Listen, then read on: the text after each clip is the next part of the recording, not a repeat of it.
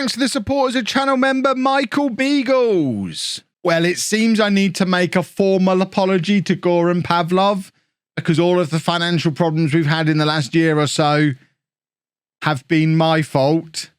It seems I don't read inbox messages properly, and all of these language courses I've been sending our players on, so those players who are only fluent in English can also become fluent in English brackets US. They cost us between £15,000 and £30,000 a go, and every player I've signed since we went semi-pro has been sent on one.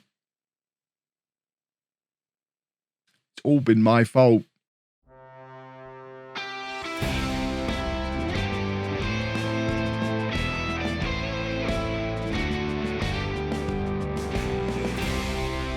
Hello and welcome to part 15 of Born in the USA. I'm Kevin. Coming up on today's episode, we have two games for you in the league. We are away against Corpus Christi and away against the Houston Dutch Lions. Since you were last with me, we've had a very solid start to the season. Huyan is a superstar, but even more so than Huyan, we have a new proper hero, Jackson Hernandez, who in addition to scoring in 5 consecutive games, scored 5 goals in one game.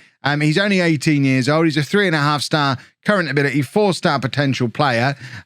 He unfortunately can only speak basic US English, and we can't afford to send him on a language course, so he'll just have to make do. But he's started very brightly. 6 goals from 6 with 4 assists, 4 man of the matches in a league, an average rating of 8. And 6 from 4 in the various cup competitions. We actually had him towards the end of last season and weren't using him. We didn't even bring him in as the first replacement when Prince Fletcher left. But in combination with Stephen Stone up front, playing as a poacher, which in theory is a position he's not very good at, he should be a target man, but Stone's taken the target man role. He seems to be doing really rather well playing as a poacher. So this is our team, and hopefully we can make it 8 from 8. At the start of this season today. As with last season, we have at least one good team who are going to push us all the way. We knew all about Charlotte FC Academy before the season started. They were super strong favourites for the title. They've got 10 of the 11 players in the Media Dream 11. The Charlotte FC Academy are going to take some chasing. We are doing well to keep pace with them at the moment, but we're not scoring goals anywhere near the rate they are. They are clearly far too good for this league. If we somehow manage automatic promotion this season, I think we're going to have to win all 42 games to do it. And obviously that'll involve beating Charlotte a couple of times. It's going to be tough. But I would like to think at this early stage, we should be looking good for the playoffs. But Charlotte, my word. So the team for the game against Corpus Christi, we've got Kotelyarov in goal, a back four of Logan Hall, Goncalves and Garlic, Williams and Briones in midfield, Torres and Huyan supporting Stone and Hernandez up front. Just watch Javier Hernandez. He is an absolute monster. I think the kids would call him a beast, which in my old man parlance has negative connotations, but apparently a beast is a good thing now. I don't understand. I mean, when I was a kid, beast is what you'd call your brother if he's being a beast, as in you're telling your mum, my brother's being a beast, he's being horrible to me. But apparently it's good now. Young people, stop reinventing the language. It works well as it is. Forget this US English nonsense. I'm fed up with language at the moment. It's ruined the football club. It nearly ruined the series. It could have got me fired. It could have put the club out of business. Let's just all sit in silence. We'll be silent for the rest of the episode. Hernandez has just missed an easy opportunity to open the scoring there for us. After I've told you to keep your eye on him, he's gone and missed an opportunity. And Charlotte are already ahead in their game, which is, I mean, they're already 2-0 up. They are just unstoppable. I'm not sure how soon we play them. But they started down in tier 10 just like we did. It does seem that there's a few inconsistencies around the quality of some of the teams and the divisions that they started in. And some teams will certainly go on charging runs up the league structure. You'll be able to find that out for yourself this week, because I am going to get the database ready for you in the next day or two. I know I've been promising it for a little while, but with the Streamer Showdown last week, it was just too busy to get it done. But hopefully by the middle of this week, you should have the Born in the USA database ready to play. And you might want to manage Charlotte, because apparently they're really, really good. In fact, as if on cue, we get a little goal alert come through at the bottom for their second goal against Bethesda. Hernandez is in here. This should be 1-0 to us. And it is. It's just another lumping ball forward from our goalkeeper. People keep saying, Cave, you're not referencing the fact your goalkeeper's getting assists. I know he is. He's got a big kick on him, and we've got two big lads up front. This happens most games where we have the massive clips. We should have a look how many assists Kotleyarov got this year and last year. It should be plenty. Does it even measure assists for the goalkeeper? It doesn't even measure them, which is a bit of a shame, really, because he's certainly picking up a few. In fact, what we could do, if we go via him onto here, we should be able to see how many assists he's got this season. So assists-wise, he has... Apparently, they're not measured. So even though he gets them, they're not measured on there, that's a bit unfortunate. So he keeps getting the assists, but they're not being recorded. Sports Interactive, that needs fixing. I want to know how many assists my goalkeeper's getting. And that's absolutely not the first assist he's had this season. We see him do it all the time. Right. Well played, but room for improvement. And hopefully we can see Charlotte are 4-0 up now. It's only half time. Give us a chance, for goodness sake. Williams now with the free kick. And I thought that was in, but it wasn't. It must have gone ever so slightly wide, but it was. We were just at that angle where it looked like it was a goal and I was getting ready to celebrate. But no, wasn't a goal. And now it's Huyan with an in-swinger from the right-hand side. It's a very good free kick, but it is cleared. And now Corpus Christi with the chance to break clear, but Williams is there to put a stop to any plans they had of a counter-attack, although to be fair, they still seem to be planning a counter-attack, which is unreasonable. Williams stopped all this, and Garlic has now given away a penalty. We can't be dropping points. Charlotte are relentless. We cannot be dropping any points. We can't afford to if we're going to be going up automatically this season, and the playoffs are an absolute lottery. But it is 1-1. As we approach the hour mark, we are leaving ourselves with a lot of work to do in this game. I promised you a performance from Huyan and from Hernandez, and so far today, aside from one very simple tap-in from Hernandez, there's not really been much in the way of a performance. My assistant manager thinks Huyan's given everything he's got. He's almost on full energy at the moment, so if that's all he's got, I don't really understand. His energy meter seems to be wrong. There is Huyan. He's played it into Stone. Stone is clear here. He's going to have to do it on his own, and he does. What a finish from Stephen Stone. Hernandez seemed to be really taking his time getting up there to offer him an option. He didn't have an option. Stone had to do this all by himself, and he's hit it so hard. What a finish from Stephen Stone. Gone near post. Hernandez hasn't even made it into the penalty area, but it's 2-1. It was only level for 4 minutes. And we are back ahead in the game. We see now he's tired. On that other screen, he wasn't tired. There's issues. There's all, this database you get in, there's issues. I don't think they're my issues. I don't think they're database issues. I think it's just general football manager struggling in the lower leagues issues. Right, we're going to play Stearns out on the wing. We've done it there a couple of times recently on both sides. With the front two playing as well as they are, he's going to have to learn to play out wide if he's going to get any kind of game time. Torres lays it off for the cross that's come in. What a terrible piece of goalkeeping. And it was Stearns, I think, who had the opportunity for the tap-in, but it wasn't a tap-in. It was a very, very difficult angle, and he's hit the outside of the post. It is now Bethesda 0, Charlotte FC Academy 7 in the other game that we're keeping an eye on today. Let me know down in the comments, do we have any chance at all of going up automatically? I think based on what we're seeing so far, no. No, we don't. Let's have a look to see when we play Charlotte, because I'm not looking forward to it, but obviously I have to show you it because it's going to be very interesting. It's going to give us a good idea of where we stand this season. So we play Charlotte. When do we play them? We don't play them until December, so it probably won't even be tomorrow's episode. It'll be the day after. You'll see us play Charlotte, and then we play them again on the last day of the season. Charlotte FC Academy at home on the last day of the season. That could well be a title decider because we're probably going to go to their place and lose. We might be going into that final day. I know it's a few episodes away yet. The fixture list has done us well there. There's an example of what I was talking about in the intro. Toby Neese has just completed his language course. It took him most of a year. It cost 23,500, or in fact, to do it for another year, it would be 47 weeks at £500 per week, £23,500 for him to get better at speaking US English, even though he is from the US and speaks fluent English. Definitely some kind of glitch in the game. And it's every time one of those bills come through, it does go onto that big expenditure one that we keep noticing that I can't. Other language courses are in there. So it's near £1 million we've spent on that since the start of the save. I would suggest the vast majority of it, if we look back at every player who's come in fact, we can go to here and see how many players we've signed. So if we've signed 40 players, mathematics with Kev coming up. So let's say they all cost that £23,500. That's £940,000.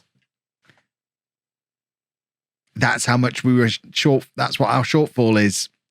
We did the £700,000 loan before, and we're now 200,000 in debt again. It's literally all because of the language courses. You live and learn. In other news, after saying Stearns wouldn't get in the team because the other two were doing so well, we now can't play either of the other two. Why have I got everyone on? Hold on. What's going on here? Let's. Stone has now picked up an injury, and Hernandez is shattered. So he's having a little bit of a rest. Stone's going to be out for the next couple of months. So we're going with Stearns and Tapia up front today. Otherwise, it is the same team that you saw in that last game, just with different strikers. We know Tapia can do a very good job up front. So fingers crossed he does. And Stearns ends up as good as we hope he might be. He hasn't had much of an opportunity to play, but this is a big opportunity for him now. If he puts down a good performance today, really, Tapia and Stearns are auditioning to be Hernandez's strike partner for the next 6 to 8 weeks while Stone is recovering from his knee ligament damage. So Tapia is the first one to have a go at making a claim for that place with a cross that doesn't get anywhere near a Bourne shirt.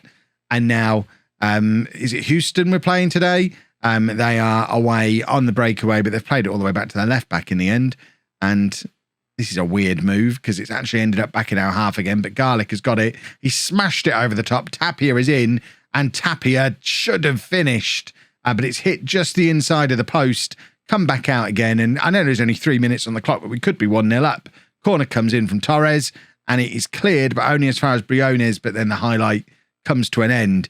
I assume Charlotte are already 18-0 up. Only 1-0 up. Charlotte 1, Coyotes FC 0. The Coyotes are 10th in the league at the moment. And that does, it just puts the pressure on us to have to win our game. It's not nice constantly being pressured into having to win every game. It's very difficult. But Torres has just made it look very easy. What a goal from Simon Torres. His third of the season. I wasn't expecting it. It took me by surprise. It's not the kind of goal we normally score. Normally, we're all about the set pieces, the balls over the top, the crosses. But this is just some nice football. Huyan plays it over to Torres, who's in space, takes one touch, and then dinks it over the top of the goalkeeper. The goalkeeper probably should be doing better because it's quite a tight angle for Torres to be attempting such an audacious effort from. But that might be why it worked. The goalkeeper probably wasn't expecting the shot. It's just floated over the top of him, and it's 1-0 to Bourne. And now it's Garlic playing it forward to Huyan. Huyan's been a little bit quiet in this episode so far. It's time for him to louden himself up a little bit, which is official tactical guidance. Huyan playing it back to Goncalves. Goncalves to Nice. Nice looking to lump it forward towards Stearns, but it doesn't get anywhere near him. And now Houston with the chance to come at us again. I imagine all the American viewers are upset that I'm saying Houston. I imagine, is it Houston? I feel like you can only say that in an American accent. To me, it's got to be Houston. It doesn't make sense. It doesn't make sense with my accent, with my voice. And it's 1-1. I'm sorry for mispronouncing the name of your town. Can we have our goal back, please? Bourne 1, Houston something Lions, I think they were, weren't they? What was the full name of this team? I love American teams' names. They're brilliant. The Houston Dutch Lions. What a combination of words that is to name this team. Tapia has picked up an injury, according to the assistant manager. Now, fitness-wise, on the bar at the bottom, he looks like he's doing absolutely fine. We'll monitor him on the dugout screen in between highlights because this fitness levels at the bottom seem to be glitching in the last match. I've not noticed it until then, but it's certainly not showing Tapia as injured at the moment, but we need to keep an eye on the situation. We could be making our minds up who's going to be playing up front in the next game. So the next game's only 2 days away. Fixtures are coming pretty close together at the moment, so Hernandez should be back in for that. As it stands, Stearns might be the only fit striker to play alongside him. Houston have just gone 2-1 up. We're at home in this game, and we're supposed to be winning every match.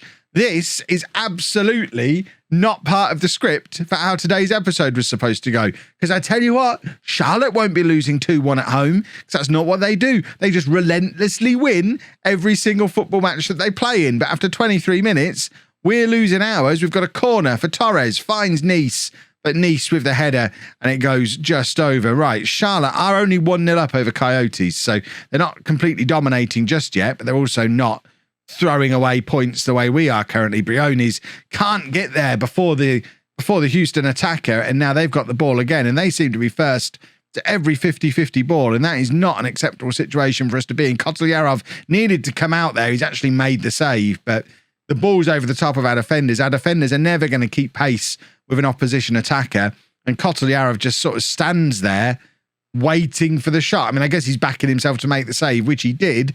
It just didn't fill me with a lot of confidence. Huyan plays it forward to Stearns. Stearns has got Huyan still supporting him if he wants to give it to him, but instead he's gone to Tapia and the highlight just ends. It's another corner. Torres is taking a lot of corners, but not hitting a lot of Bourne players with them. But it's Torres again on this right-hand side. Cross comes over looking for Tapia, and Tapia grabs his third goal of the season to get us the equaliser on 32 minutes. Bourne 2, Houston Dutch Lions 2, and we need to keep scoring. We need a win in this game because Charlotte are going to win their game, and that's all this. That's the story of this season. It's all about keeping pace with Charlotte. They're still 1-0 up in theirs. We should get our points allocated on that league table in a second to show that we would be level on points with them as things stand, although this free kick looks worrying. Kotleyarov makes the save and Briones then heads over the bar. It looks, have the seats changed colour? Didn't our seats used to be green, or is my monitor just showing different colours? Or it looks like our seats have gone grey rather than green, which I'm not against. I didn't like them being green. I prefer them as grey. I would like them to be claret and blue like our kit, but I can certainly get more on board with... I see they're green behind the goal at the other end, but they seem to be grey everywhere else. I think we're gradually going through and painting the seats. Goran, don't waste money on seat paint, for goodness sake. See, they're green over here. Maybe it's just the way the light's catching them, because they seem to get greyer the further up they get. Must be a lighting thing. Garlic to Briones. Right now, Torres with the chance for the breakaway move. Nothing comes from it, and now we've got a throw with Logan, who's just aimlessly chucking that into the penalty area. No Bourne player again. There's really no excuse for not getting on the end of a short throw in. It should just be thrown to feet, nice and easy, get it under control, keep hold of the ball, make something of it. Kotleyarov now, he's taking his time and trying to pick a pass and does actually find Stearns, but the Houston defender also found Stearns and just clambered all over the back of him. But it's Huyan who's ended up getting a hold of the ball off the back of it all, plays the ball across to Tapia, who hits the post. I think that's the second time this game Tapia's hit the post. He looks lively for a man who's supposedly playing with an injury. Doesn't look injured to me. But, see, Charlotte now have just turned up into another gear. Charlotte now 3-0 up in their game. Torres is tiring, so we can bring Sam Williams on for him. That's a pretty easy change to make. It's one of the few positions where we've got a little bit of strength in depth this year, which is ironic because we only had, I mean, for a lot of last year, we were playing players out of position on the left wing when Williams was injured. But now we seem to have fixed that problem a little bit. Right, so Tapia's unaffected by his knock, so I think we just leave Tapia on. There's not really any reason to change anything as it stands at the moment. We are going to demand more because we can't be doing with letting Charlotte get a little bit of a gap above us at the top of the league. The dugout's saying Garlic now needs to come off. In fact, there's a few of them who've suddenly dropped down massively on their fitness levels. So after this highlight, we're going to make our other couple of substitutions. But first, we'll see how this highlight plays out. Logan playing it forward to Tapia, who's got the flick on. Stearns hasn't had a very good game at all. Garlic, who we know is tired, plays it forward to Goncalves. And now Huyan, it's probably going to be his last touch because he's one of the tired players. It's another very poor cross. He's had a very bad episode, Huyan. I expect more from him. This system is kind of built around him being the best player. He's supposedly so much better than everyone else at the club. He needs to show it a little bit more often. He hasn't today. And now somehow we find ourselves behind again. Where are Houston in this league? They seem to be putting up far too much of a fight. I thought this was a two-horse race. Houston down in 7th place. I think they're going to beat us here. And with how relentless we know Charlotte are, this could conceivably be the end of our automatic promotion push. We're having to bring on an untried 17-year-old to play up front for the final 10 minutes. Stearns has been that poor. We might have to just readjust and be aiming for the playoffs for the rest of the year now, because Charlotte, we'll check in on their score in a second, but I assume they're scoring an absolute hatful of goals again. I just don't see them losing, even against us, as things stand. I don't see them losing a football match all season. I tell you what, Benji Curry has just scored. Is that on his debut? I think that is on his debut. I don't remember using him before. It is a debut goal. It's 3-3, not 1-1. And with a couple of minutes left, we have an outside chance of saving a little bit of face. The unbeaten start to the season should be maintained. Can we make it a win? We can't. So it's going to be a 2-point gap for Charlotte. Are we ever going to make that up? Because Charlotte, I've never known a team be so overpowered as their team seems to be. We'll just check what the final score was in the Charlotte game, if it gives me a chance to have a look. Normally it would take you to that results page. Would it not? Oh no, I thought it said it came to an end. It continues. They won 4-0. So 9 wins from 9 for Charlotte. Are their players on non-contracts? Am I this scummy?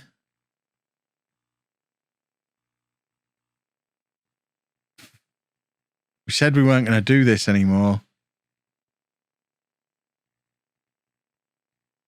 See, he's one of the ones who's under contract. Transfer window's closed anyway, so it's not going to make any difference now. But we could potentially, in January, just ruin them. Let me know down in the comments if you would. If you've enjoyed that, please make sure you leave a nice big thumbs up on there for me. Subscribe to the channel for daily Football Manager videos.